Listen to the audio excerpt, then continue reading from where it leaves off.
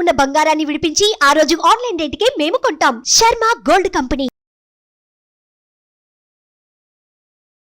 నమస్కారం, సుమన్ టీవీకి స్వాగతం. ఈ జూలై మాసంలో నవగ్రహాల స్థితిగతులు ఏ రకంగా ఉన్నాయి, ద్వాదశ రాశుల వారికి ఎటువంటి ఫలితాలని అందిస్తున్నాయి, మరి ఎటువంటి పరిహారాన్ని పాటించుకోవాలి, ఈ విషయాన్ని తెలియజేసేందుకు మనతో పాటు ఉన్నారు ప్రముఖ ఆస్ట్రాలజిస్ట్, వేదిక వాస్తు నిపుణులు, శ్రీ విద్యా ఉపాసకురాలు శ్రీమతి జయప్రద గారు.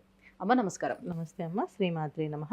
అమ్మ, ఈ జూలై మాసంలో ద్వాదశ రాశుల వారికి ఏ రకంగా ఉండబోతుందో తెలియజేసే ముందు నవగ్రహాల స్థితిగతులు ఈ జూలై మాసంలో ఏ రకంగా ఉన్నాయో చెప్తారా? గోచార ఫలితాలు అనేది ఎప్పుడు కొన్ని ఏంటంటే మనకి వచ్చే శాతంలో 20% పనిచేస్తాయి. 100కి 100% పనిచేస్తే మన జన్మజాతకం.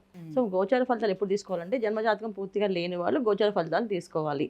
జన్మజాతకం ఉన్నవాళ్ళు గోచార ఫలితాలను ఎలా తీసుకోవాలి అంటే వాళ్ళకి ఇప్పుడు దశలు నడుస్తుంటే ఆ దశలో గోచారంలో నడిచే గ్రహాల వల్ల వచ్చే ఇబ్బందులు ఏమైనా ఉన్నాయా, ఈ దశకి ఆ దశకి రిలేట్ అవుతుందా, అయితే ఒకవేళ వచ్చే ఇబ్బందులు ఇవి ఇంపార్టెంట్ అనమాట.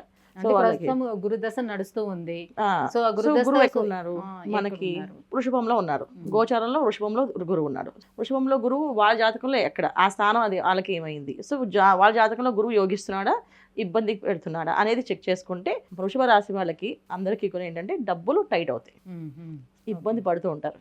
సో డబ్బులు ఎంత వచ్చినా కొంతమంది నిలబడవు, కొంతమంది రావడం టైట్గా ఉంటాయి. సో ఇది జరుగుతుందా ప్రస్తుతం ఉన్న గోచార ఫలితాల్లో గురువు అక్కడ ఉండడం వల్ల, వృషభంలో ఉండడం వల్ల. సో వృషభం రాశి వాళ్ళకి ఉంటుంది, అలాగే మళ్ళీ అక్కడి నుంచి తులారాశిలో చూసిన వాళ్ళకు కూడా ఈ ఇబ్బంది ఖచ్చితంగా ఉంటుంది.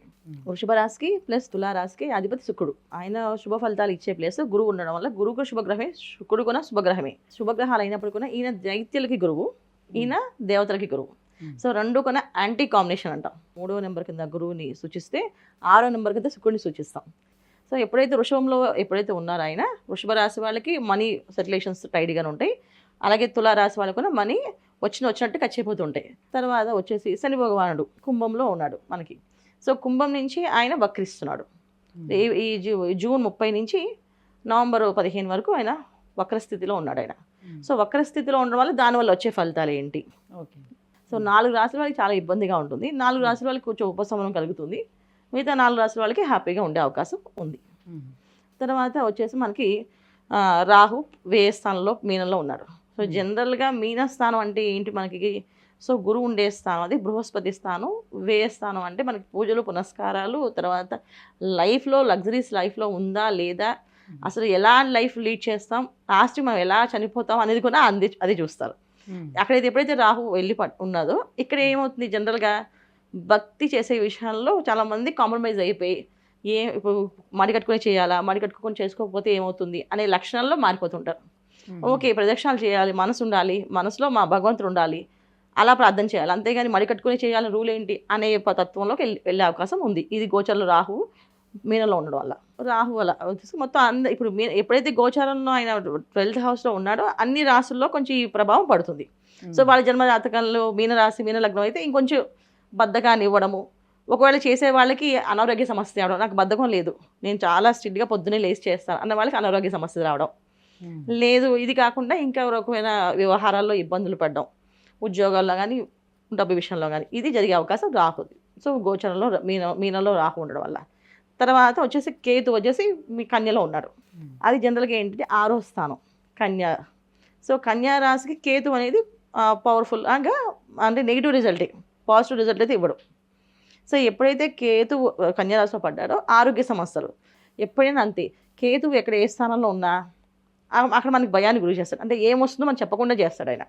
అందులో 6వ స్థానం అంటే రోగస్థానం మనకి. తర్వాత వచ్చేసి మనకి ఇంకా రవి ప్లస్ బుధుడు శుక్రుడు ప్రతి నెల మారుతూ ఉంటారు. సో వీళ్ళు గమనాలు అనేది ఏంటంటే రవి మారడం వల్ల ఆరోగ్యం ఎలా ఉంటుంది, సో కోర్టు విషయాల్లో కానీ మన ఉద్యోగ విషయాల్లో కానీ వ్యాపారం విషయాల్లో కానీ లావాదేవీలు ఎలా ఉంటాయని చూసుకోవచ్చు. శుక్రుడు మారడం వల్ల వివాహాలు ఆలస్యమైన వాళ్ళకి వివాహాలు కుదిరే అవకాశము, తర్వాత భార్యాభర్తల మధ్య సమస్యలు ఉంటే ఆ సమస్యలు తీరే అవకాశము శుక్రుడు మారడం వల్ల. సో బుధుడు మారడం వల్ల ఏంటంటే కొంచెం సౌమ్యంగా చెప్పడము, ఎదుటి వాళ్ళ విషయాలు వినడము, లేకపోతే వినకపోవడము, ఇలాంటి జరిగే అవకాశాలు చిన్న చిన్న మార్పులు. సో మాస ఫలితాలు ఎక్కువ మనకు మారేది ఏంటంటే రవి బుధుడు శుక్రుడు.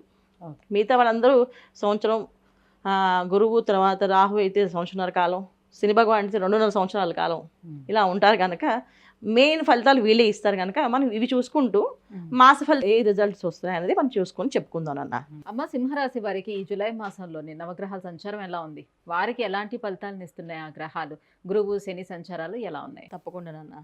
సో సింహరాశికి గురువు అనే స్థానం అనేది మనకి దశమ స్థానంలో ఉన్నారు. సో సింహరాశి బ్యాలెన్స్గా వాళ్ళు ఈ నెల అంతా హ్యాపీగా గడిపేయచ్చు, ఇబ్బంది ఏం లేదు.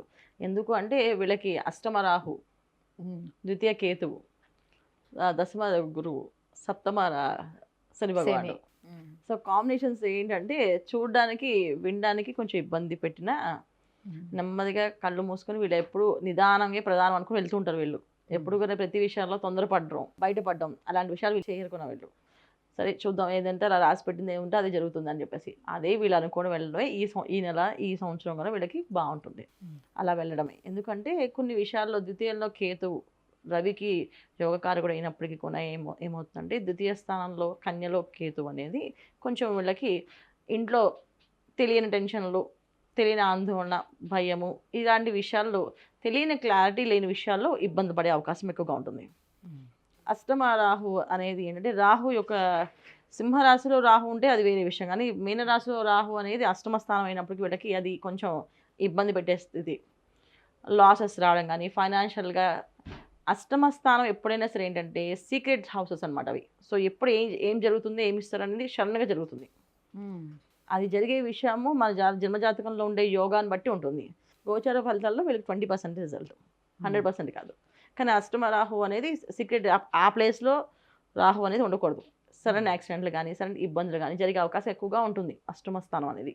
ఎప్పుడు కొన్నా అష్టమ స్థానం ఏం రిలీజ్ చేస్తుందో తెలియదు. అందుకే 8 అనేది చూడండి, 8లోంచి బయట రాలేం, 8లో చూడండి బయట రాని దారి ఉండదు.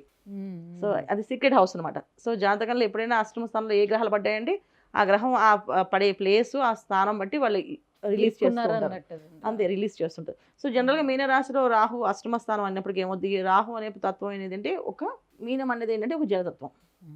సో వాటర్లో పొగ అనేది ఎలాగ ఉంటుందో మనకి ఈజీగా తెలుసు, డబ్బు సౌండ్ వస్తూనే ఉంటుంది కదా.